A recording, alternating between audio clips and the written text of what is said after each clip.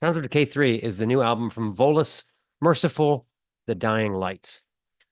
Our second prolific one-man outfit of the day comes from Spartansburg, South Carolina, a town that is incidentally named after the Spartan regiment who helped win the pivotal battle of Cowpens in the Revolutionary War. But I digress.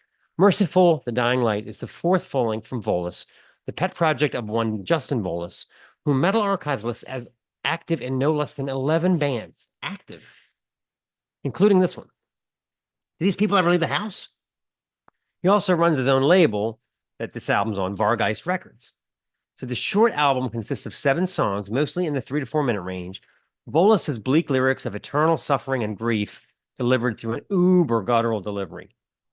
The slower paced riffing is like a combination of Asphyx and Cannibal Corpse with flashes of Portal adjacent fits of speed to keep things interesting. When Vølus bears down on a real crusher's riff, he's at his best. For example, about halfway through Blasphemy's Internal Strife, he gets a hold of a real winner. Power chords bordering on the atonal and sounding glorious against the ticking percussion and his marvelously barbaric vocals. Some of the best grunting I've heard since last year's football season ended. I have to admit that the slow, crawling up Golgotha riffing on this thing is what really gets me. Vengeance of Blood. It's Revengeance of Blood. Oh, that's sorry. Spellcheck hates it. He made his own word. Spellcheck is like, this is not a word.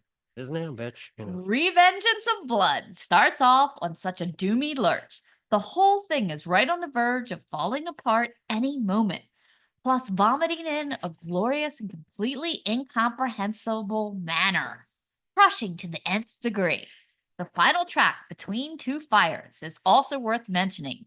The disc's longest cut at 6+ minutes crawls in and out of black metal riffing and a highly impressive percussive workout with our hero, stutter stepping, blast beating, and showing off massive tom rolls at various intervals.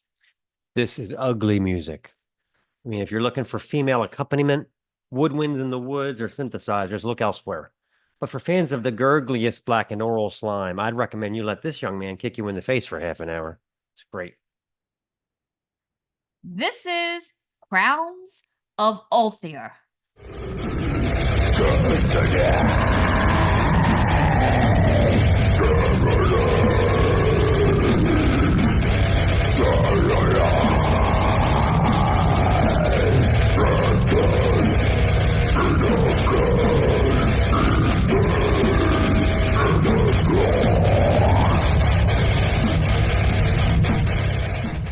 This is the Snaggletooth Extreme Metal Podcast.